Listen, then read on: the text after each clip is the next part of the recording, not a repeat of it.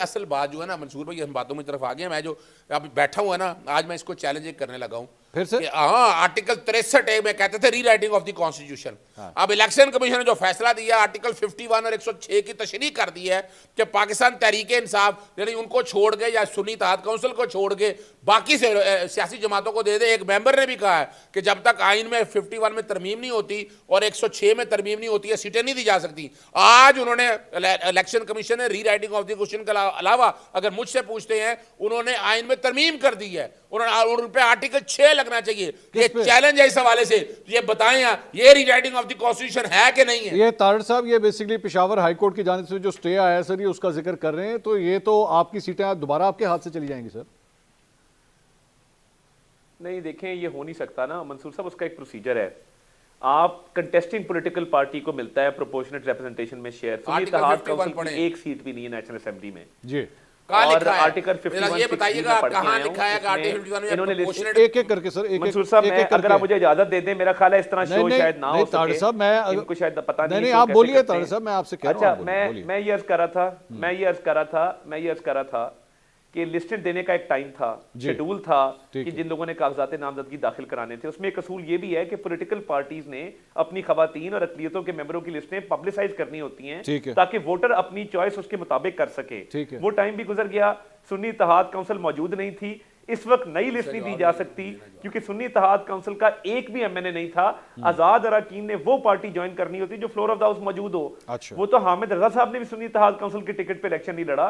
तो कानून के मुताबिक, आइन के मुताबिक ये सीटें तहरीक इंसाफ को या सुन्नी इत्तेहाद काउंसिल को जा ही नहीं सकती। अच्छा, मैं एक चीज तारड़ साहब, ये कंफर्म बात है कि एक्चुअली वो जमात जो पार्लियामेंट में मौजूद नहीं है उसे सीटें नहीं मिल सकती? Is this clear by law? It's clear sir, ये लिस्ट उन्होंने देनी थी ना, इट्स क्लियर। इन्होंने टाइम से पहले जी। कानून कहता है कि इजाफी लिस्ट दी जा सकती है। अच्छा। अगर कोई मेंबर फौत हो या लिस्ट आपकी एग्जॉस्ट हो गई हो या कोई रिजाइन कर जाए, नई लिस्ट इस वक्त नहीं दी जा सकती। लिस्ट लगाने का, उम्मीदवार के कागज जमा कराने का एक टाइम है। सुन्नी इत्तेहाद काउंसिल ने अप्लाई नहीं किया। Floor of the house Azhar साहब से इसका जवाब ले। इसका मैं आसान लफ्जों में समझा दूं। अब ये बैठ के ना, अब रोटी को चोची तो कोई कह नहीं सकता, अब हम बेवकूफ तो बन नहीं सकते हैं ना। पाकिस्तान तहरीक इंसाफ ने जो कैंडिडेट थे कागजात जमा कराए, बाकायदा डेक्लेरेशन दी कि पाकिस्तान तहरीक इंसाफ से हैं। इन्होंने इलेक्शन सिंबल ले लिया। इन्होंने कहा आप लड़ नहीं सकते। इन्होंने कहा आप आज़ाद लड़ेंगे। फिर क्या हुआ? 13 जनवरी को इलेक्शन कमीशन का फैसला आया कि एक सियासी जमात से जब आप इस्तीफा नहीं देंगे दूसरी में जा नहीं सकते। आपको याद है, नजरियाती के हवाले से आए। हम बाकायदा लेकर गए लिस्ट दाखिल करने के लिए। इलेक्शन कमीशन ने लिस्ट ली। जो ये कह रहे हैं ना कि हमारी कमजोरी है, ये मैं चैलेंज कर रहा हूं इस बात को फिर सामने रखते हुए। फिर आगे चलें, आप इससे आगे चलते हैं। सलमान रजा एक पिटीशन लेके आए लाहौर हाई कोर्ट में। उन्होंने कहा कि जनाब हमें पाकिस्तान तहरीक इंसाफ का कैंडिडेट हूं, फॉर्म 33 में लिखा जाए। इलेक्शन कमीशन ने ऑर्डर किया कि नहीं ले सकते, आप आज़ाद लड़ेंगे। अब आज़ाद लड़ने के बाद, अब जरा बात को समझिएगा, आज़ाद लड़ गए। आज़ाद लड़ने के बाद आगे कहा जी 3 दिन के अंदर सियासी जमात ज्वाइन करनी है। वो कह रहे हैं सर जो जमात मौजूद ही नहीं है असेंबली के अंदर। सर मैं इसका जवाब दे रहा हूँ। आर्टिकल 51 पढ़े ना, ये सेक्शन 104 की तरफ जाना चाह रहे हैं। सेक्शन 104 और रूल 94 चैलेंज कर दिया है। यानी आपके आर्टिकल 17 कहता है कि पार्टी को एक्चुअली डिसबैंड कर दिया है, डिस्क्वालीफाई कर दिया है। ये सिर्फ खाली एक इंतखाबी निशान लेने से, यानी यहां तो तमाम सियासी जमातों को इकट्ठे होना चाहिए कि एक सियासी जमात के और सुन्नी इत्तेहाद काउंसिल को ज्वाइन किया। अब जो मामला जो कोर्टों के अंदर है, बेफिक्र रहेगा, ये सीटें हमारे अलावा किसी को नहीं जा सकती हैं। अगर इलेक्शन कमीशन ने जो फैसला किया, मैं यही कह रहा हूं, ये रीराइटिंग कहां लिखा है कि हमारी सीटें जो हैं वो किसी तीसरी सियासी जमात को दे दी जाए। तारड़ साहब की जी, तारड़ साहब बताइए इसका जवाब दें सर। सर ये बिल्कुल गलत कह रहे हैं। कंटेस्टिंग पॉलिटिकल पार्टीज को मिलता है। ये ऐसी पार्टी ज्वाइन कौन सा आर्टिकल है? बीएनपी मैंगल कर लेते, जेयूआईएफ कर लेते। आर्टिकल 5160 में कंटेस्टिंग पॉलिटिकल पार्टीज लिखा है, read with section 104 of election act 2017।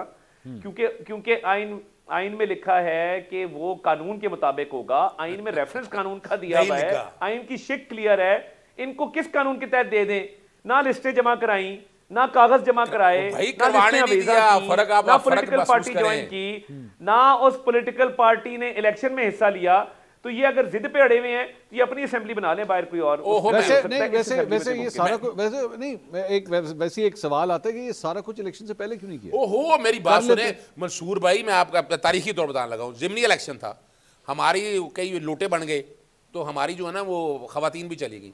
अब लिस्ट में हमारे मुताबिक आनी थी। उस वक्त भी एक आके ना ताड़ कहा था जनाब ये सीटें हमारी हैं, क्या किया? मैं एक आपको वाकया कोट करूं, ये ताड़ा साहब को शायद याद होगा। ताड़ा साहब 2018 के इलेक्शन से पहले आप लोगों ने खवातीन की लिस्ट जमा करवाई थी पंजाब असेंबली की, उसके अंदर ज़ईम कादरी साहब की बेगम का नाम भी शामिल था।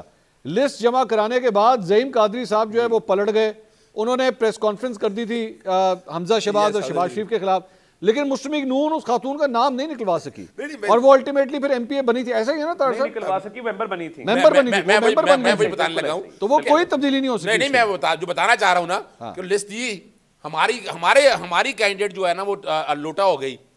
तो क्या हुआ, हमें मिलनी थी सीट, वो सीट ना मिली। इलेक्शन कमीशन कोर्ट कहां से आ गया, ट्रिब्यूनल कहां से? ये कौन होता है ताइन का आर्टिकल 51 की तशरीह करने वाला? ज़ैनब उमैर के नाम से मैंने केस लड़ा है, पीएलडी 2022 लाहौर, मैंने वो केस लड़ा है। और वहां जस्टिस शाहिद वहीद ने कहा कि इलेक्शन कमीशन ना कोर्ट है ना ट्राइब्यूनल है। ये कौन होता है बैठ के सीटों को बैठ के डिसाइड करने वाला? इसका क्या ताल्लुक है? नहीं सर, वो तो पॉइंट ऑफ व्यू दे रहे हैं ना, उन्होंने तो नहीं फैसला मैं इलेक्शन कमीशन की बात कर रहा हूं, मैं इलेक्शन कमीशन की बात कर रहा हूं। यहां भी याद रखिएगा वो सर वो माइंड कर रहे हैं ऐसी मैं तो इलेक्शन कमीशन कह रहा हूं, मेरे को अलग कर। हाँ वो अलग बात है कि इलेक्शन कमीशन अगर किसी के साथ मिला हुआ है, अपना ज्वाइंट हैंड इन ग्लव्स किसी के साथ किए, तो वो एक अलग बात है। इलेक्शन कमीशन को डिफेंड भी नहीं करना चाहिए, इलेक्शन कमीशन डिफेंड करे बैठकर। वो कह रहे हैं पहले भी फवाद चौधरी आ जाएगा, आपके 2 लीडर माफी मांग चुके हैं। मैं फिर बताता चलूं आपको, माफी मांग चुके हैं। मैं फिर बताता चलूं आपको, जेन में रखिएगा, आइन की तशरीह करना इलेक्शन कमीशन का काम ही कोई नहीं है। ना कोर्ट है ना ट्राइब्यूनल है, 3 जजमेंटें मौजूद हैं। ज़ैनब उमैर का केस किसी ने नहीं पढ़ा, मैंने वो लड़ा और उसमें आकर कहा है कोर्ट ने। इलेक्शन कमीशन किस बुनियाद पे तशरीह करता फिर रहा है? क्या कोर्ट है, क्या ट्राइब्यूनल है? नहीं है। ये काम हाई कोर्ट के जजेस का है, सुप्रीम कोर्ट के जजेस का है, उन्होंने करना है। और मामला ऑलरेडी मैं चैलेंज कर चुका हूं, लाहौर हाई कोर्ट भी मैं लेकर आ गया हूं, सेक्शन 104 और रूल 94 ये अल्ट्रा वायरी है।